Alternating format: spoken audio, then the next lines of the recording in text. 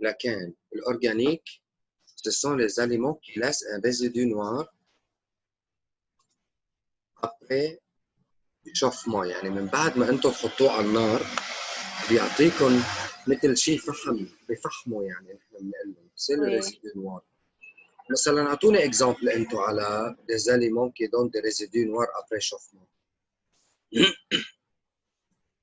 اعطوني اكزامبل، شو عندكم اكل مثلا بيترك un résidu noir من بعد ما تسخنوه، يعني بفحم؟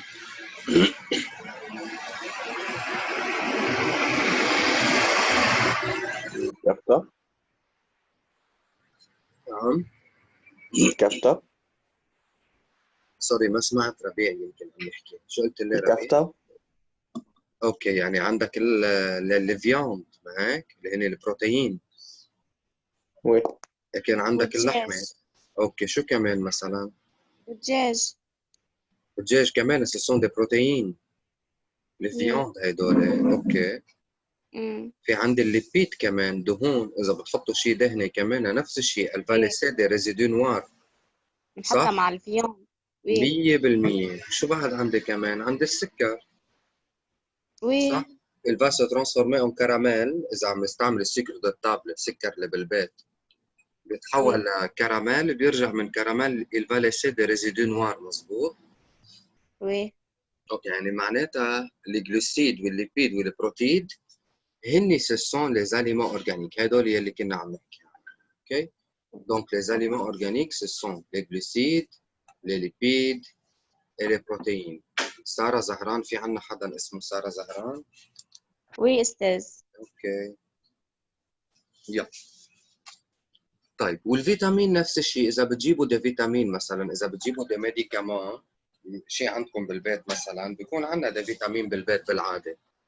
اذا حتى بنحطهم هول الفيتامين بنحطهم على on va l'exposer au feu، بنعمل لهم اكسبوزيسيون على النار. ils vont laisser des résidus noirs، كمان بيتركوا بقع سوداء من تحت. اوكي.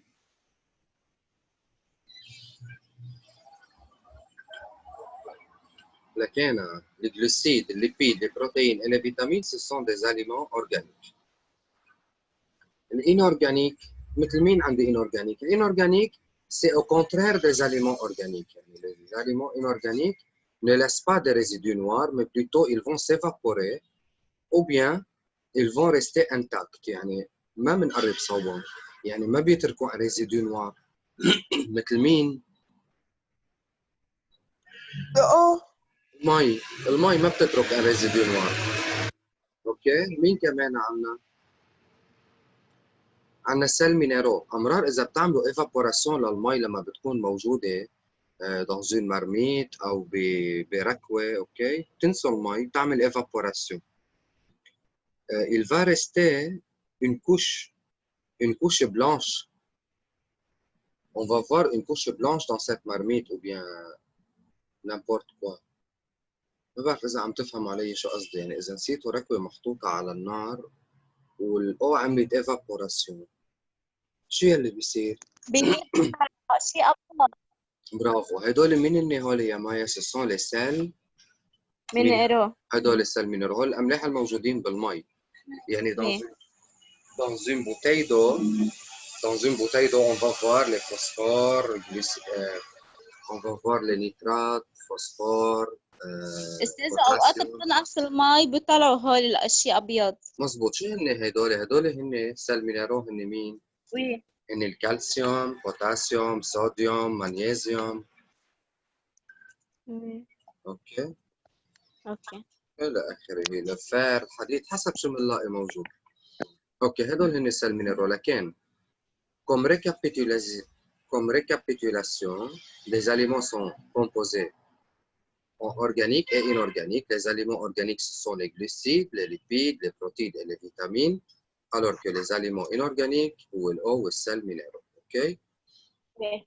Notez bien que les aliments inorganiques n'ont pas besoin d'être digérés. Maintenant, ils ont une digestion. اوكي. يعني مثل ما بفوتوا ils vont passer au sang او بيطلعوا على اللحم. يعني المي منا بحاجه ينعمل لها ديجستيون. هي بدي اياكم تفهموها. وضحت الصوره؟ اوكي. هلا رح نفوت أنا وياكم بالفامي دي glucides. لكن la famille des glucides, أول شيء les glucides ce sont les aliments énergétiques. يعني nous on mange des glucides pour bien prendre de l'énergie.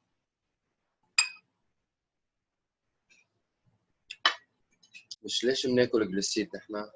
ليش بناكل سكر؟ لحتى على شو احصل؟ يعني باكل جلوسيد على ليه؟ انرجي. برافو، لحتى احصل على طاقة انرجي. اوكي؟ هلا لكن انتم معي متابعين معي؟ عندكم شي سؤال قبل ما اكمل؟ لا شي مفهوم. اوكي، لكن les glucides هن ce sont les aliments énergétiques. هن الاليمون بناكلهم pour prendre de l'énergie. Pour prendre de l'énergie. Oui. اوكي، la molécule de base des glucides شو بنسميها؟ يعني الموليكول يلي بتألف هيدي العيلة شو بنسميها؟ أوز. برافو، كلياتكم صرتوا بتعرفوها، معلش بنعيدها. Elle prend cette forme. On va tracer cette forme alors.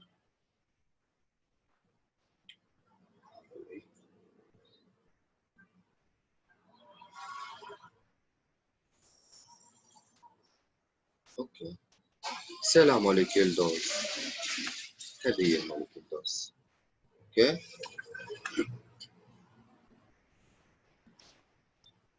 C'est la forme de la molécule d'ose. هيك شكل الموليكول d'ose. Ok. Donc, combien de types de sucre on a? 3 types de sucre. Oui, On a les sucres simples, les sucres doubles et les sucres complexes. Les sucres simples, ce sont les sucres qui sont composés d'une molécule d'ose. OK? Ok.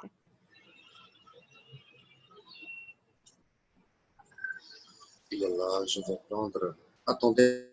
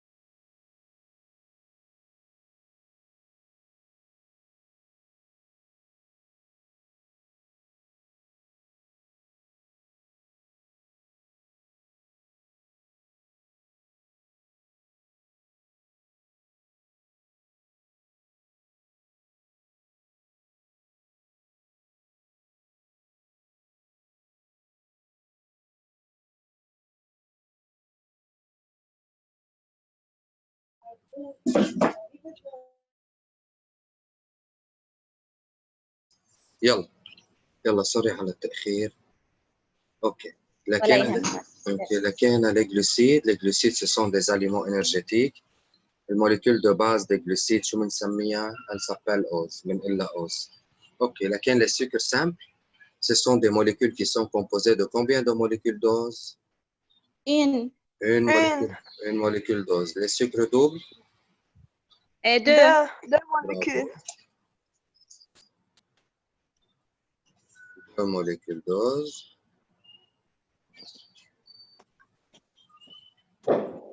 Les sucres complexes. ميو. Plusieurs molécules. Plusieurs molécules d'ose. Donc, les sucres complexes, on a trois types de sucre, sucre simple. On a trois types de sucre simple. On a le glucose, fructose et galactose. OK? Oui. Donc, le fructose, c'est le sucre des fruits. Okay. Le glucose se trouve toujours en présence de fructose. بيكونوا مع بعضهم موجودين هدول. أستاذ يلا معي اسألي. هلا السكر سكر الفواكه بيطلع السكر شيء؟ إذا أكل هو إيه بيطلع لأنه في جلوكوز وفي بقلبه فركتوز بس حسب الكمية اللي أكلها يعني في ناس بتقدر تاكل شقفة بتقدر تاكل قطعة صغيرة ما بيأثر. يعني إذا تفاحة بالنهار ما بيأثر ما بتعلي السكري أو شيء؟ لا تفاحة كتير نص تفاحة. نص يعني؟ نص. أوكي شكرا أستاذ. أوكي ومن بس بده ياكلها بده يراقب السكر عنده بده يراقب الكونتيتي دي جلوكوز يعني بده يشوف هل علت له إياها كتير لأن في أجسام يعني بضل تقريبا على الافرج على الموين في اجسام لا بيشتغل حسب الجسم. اوكي يلا لكن للسكر دوبل مثل عندي مين المالتوز هو السكر دو مالت. اللاكتوز c'est le sucre du lait. المالت يعني شعير اللي هو الحليب. اوكي والسكروز c'est le sucre de table. السكر دو تابل منين بيجي من البتراف سكريير من قصب السكر. اوكي إلى كان السكر وبيجي من قصب السكر مش منظر السكر. كان السكر هي قصب السكر والبتراف سكريير هي الشمندر. اوكي هلا لي زانيمون كومبلكس قبل اذا بدكم لحتى هلا فرجيكم كيف بيجوا الدوبل شوفوا معي لي سكر دوبل. اوكي تلاقوا كيف بيكونوا deux molécules d'ose qui vont être liées ensemble par une liaison. Je vais laisser une autre. Regardez. Ce sont les sucres doubles. Ils possèdent deux sucres simples. OK? Oui. OK. Alors, les sucres complexes, vous savez que veut dire l'amidon. L'amidon, c'est le produit synthétisé par les plantes vertes durant la photosynthèse. Oui. OK. Le glycogène, هلا كنت عم تسأليني يا مايا عن السكري. Oui. صح؟ OK. نحن لا quand on mange bien sûr, bravo. Quand on mange des glucides, ils vont se transformer. Et si on mange un sucre double, le sucre double va se transformer en sucre simple et le sucre simple va passer vers le sang. Oui. Ok. Si on mange des sucres complexes, les sucres complexes vont se transformer par digestion en sucre double. Bien, les sucres doubles se transforment en sucre simple et les sucres simples vont passer vers le sang. Alors que l'amidon va se transformer finalement en glucose, يتحول لجلوكوز. Oui. OK, et le glucose va pénétrer vers le sang, يعني il va passer vers le sang, رح يطلع على الدم. Oui. OK, شو رح يصير هون؟ L'insuline va être sécrétée، يعني رح تنفرز الانسولين لحتى توطي la quantité de glucose dans le sang لحتى ما يعلى السكر كثير عنا. اوكي. عرفتوا شو قصدي؟ لأنه بصير معنا سكري إذا بده يعلى كثير السكر. فإذا l'insuline va être libérée vers le sang حتنفرز et elle va donner un ordre au foie يعني رح تعطي أمر للكبد للفوا pour stocker ce glucose يعني نحن لحتى يخزن هذه الكمية الفائضة الموجودة بالصوم من الجلوكوز. اوكي بيطلب من الفوا يقول له ضبهم ما تخليهم بقلب الصوم لأنه بيعلى كثير السكر بالدم بصير. أستاذ يعني بأثر كمان على الفوا؟ ايه هو الفوا هو المركز اللي بخزن المركز خزين السكر صح. مشان هيك بتلاحظوا اللي بياكل فوا اللي بياكل كبد او سودا بيقولوا لها بتكون طعمتها شوي ميلة على حلاوه صح. مشان هيك بحطوا لها رب وبحطوا لها حامض وبحطوا لها اشياء كثير ليملحوها صح.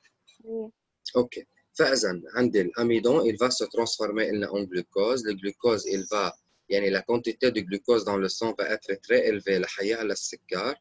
Donc le foie شو بيعمل؟ بياخد هدول الجلوكوز اللي هن ce sont des sucres simples. مزبوط ولا غلطان أنا؟ وي اوكي دونك سو سون دي سكر سامبل. هلا شو بيعمل؟ بصير بياخذ هيدا الجلوكوز الموجود وبصير بيرجع الفوا بيركبهم حط بعضهم، بيرجع بيعملهم دي سكر بيصيروا كومبلكس. دوب كومبلكس. بيرجع بياخذ هول الجلوكوز وبيرجع بصفهم كلياتهم حط بعضهم. الفوا ايه الفوا بيرجع بيركبهم، ما هو عم يعمل ستوك. يعني رح اعطيكي مثل، اذا انت في عندك مثلا مستودع، اوكي، هذا المستودع بقلبه مثلا براميل بضاعة أو شو ما كان، أو مواد غذائية أو أكل. أوكي شو بنعمل عادة؟ نحن بنصفهم حط بعضهم. ليش؟ لحتى ناخذ اسباس زيادة، صح؟ وي مساحة زيادة. نفس الشيء الفوا بياخذهم وبصير بحطهم حط بعضهم كأنه هيك. يعني عم قرب لكم الصورة أنا لحتى ياخذ اسباس أقل وبصير بركبهم. هيدا التركيبة سو فورم دي سكر كومبلكس، هذا بيكون اسمه جليكوجين. هذا هو الجليكوجين. لكن le glycogène, c'est le sucre de réserve Des fois.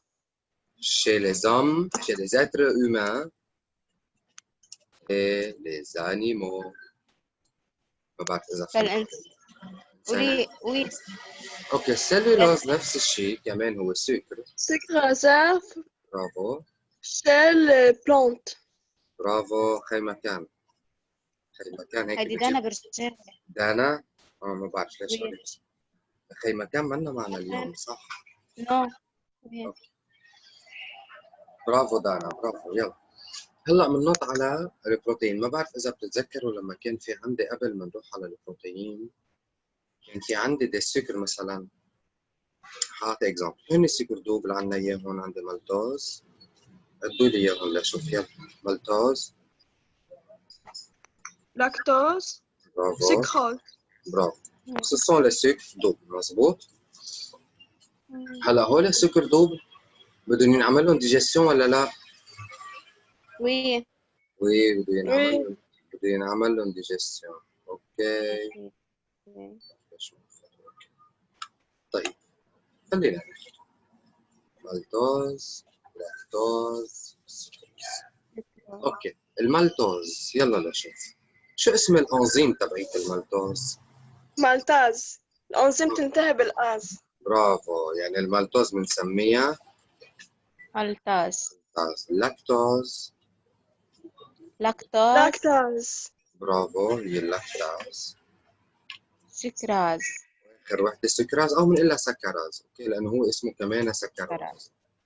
اوكي. اوكي de combien de sucre double on va obtenir؟ 3. عفوا مش combien de sucre simple on va obtenir suite à la digestion d'un sucre double؟ 2. 2 لانه هو دوبل. يعني هو من كم انزيم مؤلف؟ من كم انزيم مؤلف هو؟ هيك 2 مولكيول. برافو. دونك الانزيم رح تيجي وشو رح تعمل هذه الانزيم؟ شو بدها تعمل هذه الانزيم يلي هون بدها تيجي شو رح تساوي فيهم؟ الفالو كاسي رح تكسره. مزبوط؟ حتيجي هيك تعمل وتكسر هول الدو دوبل رح تعملهم دي بارتي. واحد سامبل. ما بعرف إذا عم تفهموا علي شو قصدي. ما بعرف وضحت الصورة ولا بدكم أعيد لكم شيء؟ وضحت وضحت. يعني عندي هول الدو دوبل بيصيروا دي سوبر سامبل. طيب لكن أنا حسب ما فهمت منكم إنه كل واحد منهم بده يتحول لدو سوبر سامبل لنوعين. مزبوط؟ وي. أوكي. أول واحد من الكل شو حيكون اسمه؟ هيدي تعلمناها بالصف. أول سكر شو حيكون اسمه؟ من السكر سامبل. جلوكوز. برافو ربيع. طلعوا بالسكر سامبل هن 3 أنواع. عندي جلوكوز، عندي فركتوز، عندي جلاكتوز. كلياتهم أول شيء منهم رح يكون شو اسمه؟ جلوكوز. هلا بنرجع بضل إذا برجع بعيد النيوميروتاسيون برجع بعيدهم. الجلوكوز والفركتوز والجلاكتوز هن 3 هن اللي بدي احطهم. اوكي وي يلا لشوف. تعال نبلش باهين واحد فيهم يلي هو شوفوا شو اسمه كريلاك لاكتوز. من اسمه لاكتوز لاكتوز. لاكتوز. يعني عن مين عم بحكي انا؟ هو السكر. لاكتوز. برافو، يلي بده يجي من الديجستيون بالجلاكتوز. اوكي. السكروز هو السكر يلي بناكله بالبيت، مزبوط؟ وي اوكي. سكر دو فروي، مين هو يلي بناكل فروي بالبيت كمان؟ هيك انا بقرب لكم الصوره بس لتحفظوهم. اوكي. لكن الجلوكوز مين معه هون رح يكون؟ فركتوز. لاكتوز. الفركتوز. اوكي. واخر واحد بيبقى لي اذا الجلاكتوز استعملته، الفركتوز استعملته، شو بيبقى لي استعمل؟ جلوكوز. الجلوكوز. وضحت الصوره؟ وي اوكي خلصنا منهم هدول. هلا بعد لكملكم شغله اذا بدكم. اخر شغله هون بنحكي عنها الاميدون. الاميدون لشو بيتحول الاميدون؟ اول شيء شو اسم الانزيم تبعيته؟ كومبلكس الانزيم دو الاميدون شو اسمه؟ أميلاز. برافو أميلاز. برافو برافو. اسمها اميلاز. C'est un sucre complexe ولا double ولا simple؟ كومبلكس برافو. Donc il va كومبلكس. se transformer en sucre. كومبلكس اي دوبل. سكر؟ برافو. بده يصير دوبل. اي واحد من الدوبل؟ في عندكم ثلاثه، عندكم سكروز ولاكتوز ومالتوز. مالتوز مالتوز. تعرفوا ليش المالتوز؟ لانه تركيبه المالتوز من شو؟ من جلوكوز جلوكوز. هو جلوكوز. مؤلف بس من الجلوكوز لانه اوكي. Il va se transformer en maltose. بيرجع المالتوز en présence de l'enzyme. شو اسمها هيدي الانزيم؟ جلوكوز انزيم دو مالتاز. مالتوز وي اسمها مالتاز. Il va se transformer en جلوكوز. جلوكوز. جلوكوز جلوكوز اي جلوكوز، بس انه هو جلوكوز بالنهاية. وي بعد في شغله. Si je vous donne par exemple le glucose. Nommez l'enzyme du glucose. يلا لشوف. جلوكوز. Enzyme. ما عنده L'enzyme. أنزيم. Bravo Rabih. Le glucose ne possède pas une enzyme.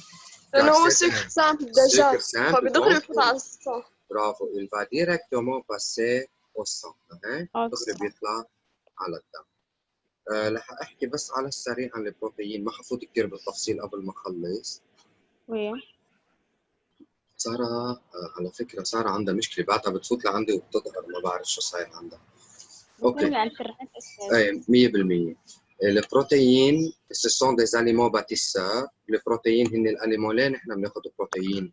ليه البيبي بياخذ عادة حليب من امه؟ لحتى شو يصير عنده؟ النمو برافو. نمو يعني باتيسمان، يعني لحتى لا ينمى. إيه. باتيسار هاي معناته. اوكي. أوكي. هلا كيف الجلوسيد الموليكول دو باز اسمها اوز، لي بروتين الموليكول دو باز اسمها اسيد اميني. اوكي. عاملة بنسميه سو سون لي اسيد اميني. هلا كم سكر سامبل انا عندي فوق؟ 3 تروا سكر سامبل. هون عند البروتين بالاسيد اميني في عندي 20 اسيد اميني ديفيرون دون لا ناتور، 20 واحد مختلف. اوكي. اوكي الشين بيبتيديك، البيبتيد هو بيكون اكبر كيف السكر دوبل، بس هون ما في دوبل، هون بيكون اكثر من دوبل. Donc c'est une chaîne composée de moins que 15 acides aminés. عرفتوا شو قصدي؟ يعني باخذ الاسيد اميني وبنركبهم moins que 15 بكون عم بحكي عن بيبتيد. اوكي؟ اما البروتين c'est une chaîne longue d'acides aminés. شو يعني chaîne longue؟ يعني plus que 100 تقريبا. ايه يعني اعلى. اكثر. اوكي يلا مبدئيا خلصنا لانه بدها تطفي المحاضره. نرسم هيدي يمكن تزبط. اوكي. بلو كو 100 اسيد. وضحت الصوره؟ وي استاذ. والليبيد هن الاليمون اكثر انرجيتيك، هن اكثر اليمون بيعطوا انرجي. هون ما في دوبل يعني مش بمعنى بس ما في دوبل، هون بس في نوعين، اما هولي ils vont passer directement au sang واما بيكون كومبلكس. يعني اما بيكونوا des acides gras glycérol او بيكونوا des lipides. الاسيد جرا والجليسيرول هن يلي ما بينعمل لهم ديجيستيون، سو سون دي اليمون سامبل. ما بعرف اذا فهمتوا علي شو. وي يعني الهيدا ما بيروح دغري على الصون، ما مش بيعملوا الصون، هلا ديجست. بعدين حنحكي نقول انه على اللمف انه اوكي pas vers le sang. طيب وعند الليبيد pour une fois tu manges des lipides, les lipides vont être digérés et vont se ديجستيف. transformer en chaud. اوكي، اذا انا اكلت ليبيد شي مره لشو بدهم يتحولوا؟ الديجستيف بيعملوا ديجستيف اوكي وبيعملوا اسيد جراس. اوكي فهمتوها؟ ما بعرف اذا واضحه الصوره عليكم. اوكي لكن اسيد جرا وجليسيرول. طب اذا اكلت دي بروتين، les protéines vont se transformer en peptides, les peptides vont se transformer en acides aminés اسيد et les acides امينيه. aminés vont passer vers le sang. يعني كله نفس اوكي العمليه، رتبت لكم اياهم بنفس الطريقه. اوكي اوكي انا اوكي. رح اوقف لهون. شكرا كثير لكم، انا بتشكركم. يعطيك العافيه استاذ. فهمتوها؟ انا رح اعمل لها على كل الاحوال ريكورد وحابعث لكم الدوكيومنت كله عندكم. اوكي اوكي يلا يعطيكم يعطيك العافيه. العافيه.